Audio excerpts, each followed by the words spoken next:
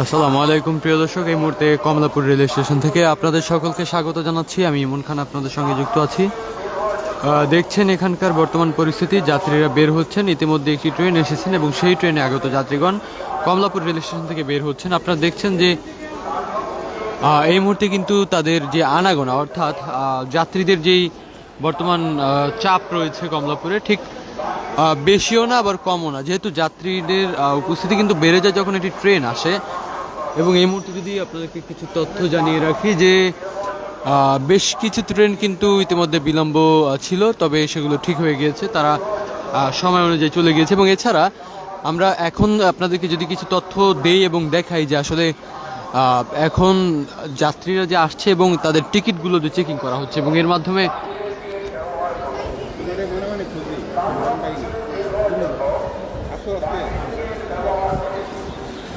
দর্শক আপনাদেরকে কিছু তথ্য জানিয়ে দিব।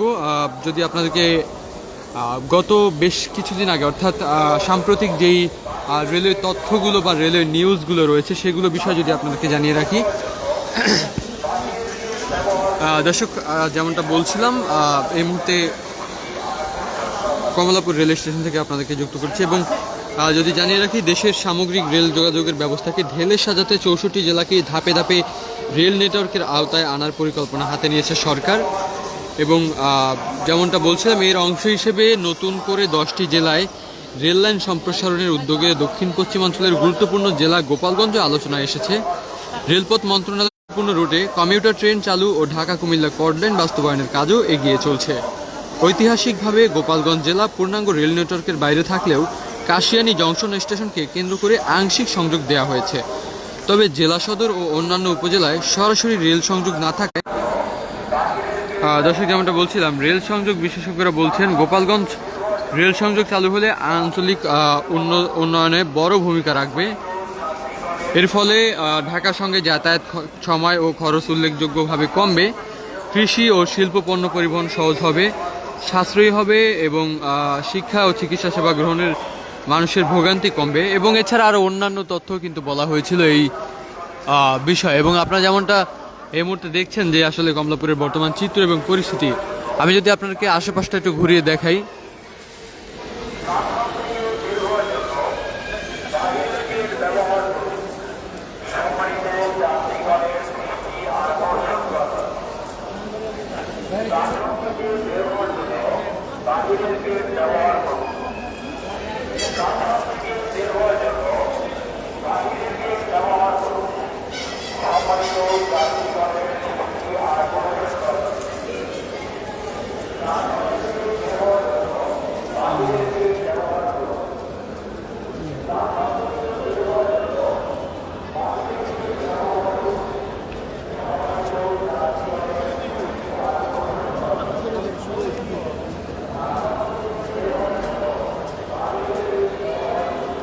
দর্শক দেখছেন যে যাত্রীদের যে টিকিটগুলো চেকিংয়ের কার্যক্রম সেটি কিন্তু চলছে এখানে। এবং আপনারা দেখছেন যে অন্যান্য সময় আমরা যেমনটা যাত্রীদের চাপ দেখি, ঠিক এমনই কিন্তু রয়েছে। প্রিয় দর্শক, নোয়াখালী থেকে ঢাকা অভিমুখী উপকূল ট্রেনটি এসেছে এবং সেই ট্রেনে আগত যাত্রীগণ কিন্তু বের হচ্ছে। এবং আপনারা দেখছেন সকলকে কিন্তু টিকিট চেকিং করা হচ্ছে। এবং অনেকের কাছে কিন্তু ব্ল্যাকিংয়ের যে টিকিটগুলো, অর্থাৎ যেই টিকিট কোনো সিট নাই, এমন অনেক টিকিট কিন্তু এখানে পাওয়া যায় যেগুলো হচ্ছে কোনো সিট থাকে না, শুধু স্ট্যান্ডিং টিকিট হিসেবে সিটের যে টিকিটগুলো রয়েছে সেগুলো কিন্তু নিয়ে আসা হয়। আমি যদি আপনাকে একটা টিকিট দেখাই, ভাই একটা টিকিট দেন তো, একটা দেন একটা।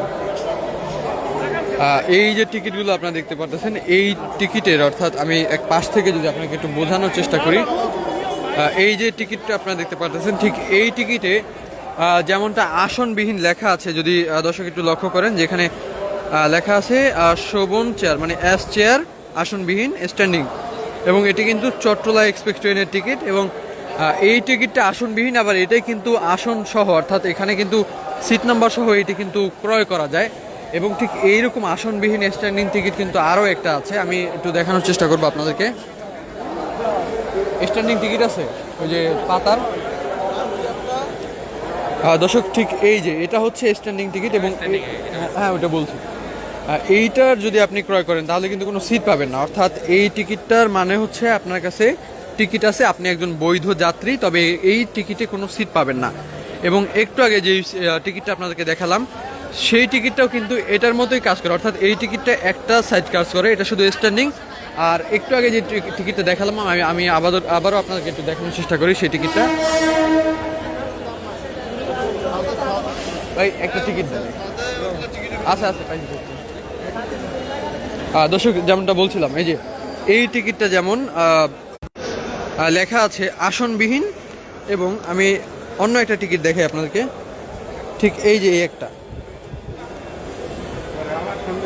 এটাও কিন্তু আসনবিহীন একটি টিকিট। এবং এই টিকিটটার কাজ হচ্ছে, এটা যদি আপনার কাছে থাকে তাহলে আপনি বৈধ যাত্রী, এবং এইটা যদি আপনার কাছে থাকে তাহলে আপনি বৈধ যাত্রী। তবে এখানে আরেকটা ঘটনা আছে, সেটি হচ্ছে এই টিকিট কাউন্টার ছাড়া কিন্তু বেশি একটা বাইরে দেখা যায় না, অর্থাৎ ব্লকিং কিন্তু এই টিকিট করার সুযোগ নাই। তবে বড় যে টিকিটগুলো আছে আমি সেগুলো আপনাদেরকে একটু দেখা, বাই টিকিটগুলো রাখেন। বড় যে টিকিটগুলো আছে প্যাকেটের, দুঃখিত, বড় যে পেপারে 1x1 পেপারে, ভাই বড় টিকিট আছে আপনার কাছে? একটা দেন। হ্যাঁ হ্যাঁ অনলাইনে একটা। দর্শক এই যে এই টিকিটটার কথা বলছিলাম, ঠিক এই যে টিকিটটা আপনারা দেখতে পাচ্ছেন, এই টিকিটের মাধ্যমে কিন্তু প্রচুর পরিমাণে জালিয়াতি করা হয়, প্রচুর ধোঁকাবাজি করা হয় মানুষের সঙ্গে। কিন্তু এই টিকিটের মাধ্যমে কিন্তু তারা বেশিরভাগ যে জালিয়াতি বা টিকিট কালোবাজারি করে, আমি আপনাদেরকে একটু বোঝানোর স্বার্থে একটু সব কিছু ভেঙে বলছি। এখানে যেমনটা দেখছেন আপনারা যে এটি উপকূল এক্সপ্রেস ট্রেনের টিকিট, এবং ব্রাহ্মণবাড়িয়া থেকে ঢাকা শোভন চেয়ারের অনেকগুলা সিট নাম্বার এখানে দেখতে পাচ্ছি, কোচের নাম, আসন সবগুলো এখানে লেখা আছে, 4 জনের টিকিট। এবং এটি কিন্তু একটি জাল টিকিট, আপনারা যদি একটু লক্ষ্য করেন এটি একটা জাল টিকিট। এখানে লেখাগুলো দেখলে এখানকার যে টিসি সদস্য যারা আছেন তারা কিন্তু বুঝতে পারেন যে আসলে এটি জাল টিকিট কিনা বা এটি অরিজিনাল টিকিট কিনা, এটি কিন্তু তারা বুঝতে পারেন। এবং এই টিকিটগুলো, অর্থাৎ এই টিকিটে যেমন এখানে সিট রয়েছে, আমি একটু আবার দেখে, এই যে এখানে যে এই যে দেখতে পাচ্ছেন আপনারা ঠ ঠহ ঠ ট ঠ এইগুলো লেখা থাকে, ঠিক এইভাবে অনেকেই কিন্তু এই সেম এই টিকিটে আপনি ক্রয় করবেন, কিন্তু এই টিকিট ক্রয় করার পর আপনি গিয়ে দেখবেন যে এই টিকিটের যে মেইন সিট, সেই সিটে অন্য একজন বসা, কিন্তু পরবর্তীতে আর সেই সিটে আপনি আর বসতে পারবেন না, মানে এমন একটা অবস্থা হয়। তো এইরকম ব্ল্যাকিংয়ের মধ্যে যারা থাকেন বা ব্ল্যাকিং যারা করেন টিকিট নিয়ে, তারা মূলত যাত্রীদের অসহায়ত্বের সুবিধা নিয়ে কিন্তু এই কার্যক্রমগুলো চালিয়ে যায়। এবং আমরা একটু এখানকার আরএনবি সদস্যের কাছে জিজ্ঞেস করবো, ভাই এই টিকিটটা কি নকল না অরিজিনাল?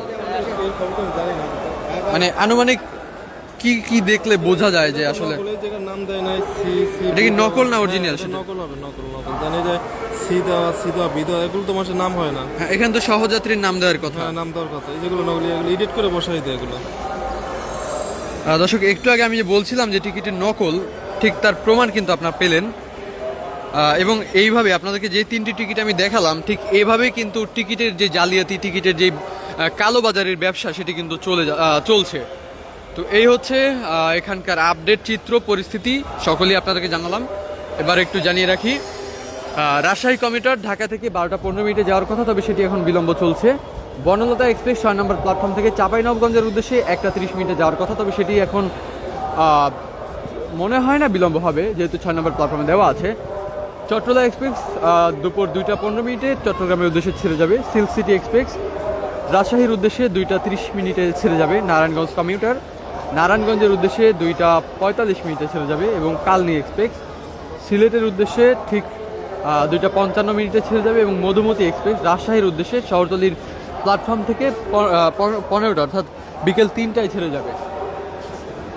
তো এই হচ্ছে আজকের দুপুরের আপডেট। পরবর্তী যে কোনো আপডেট পেতে আমাদের সঙ্গে যুক্ত থাকুন। আজকের মতো এই মুহূর্তে বিদায় নিচ্ছি। পরবর্তী যে কোনো আপডেট, যে কোনো তথ্য, যে কোনো খবর পেতে আমাদের সঙ্গেই থাকুন। আজকের মতো এই মুহূর্তে বিদায় নিচ্ছি। সকলে ভালো থাকবেন, সুস্থ থাকবেন। আল্লাহ হাফেজ, আসসালামু আলাইকুম।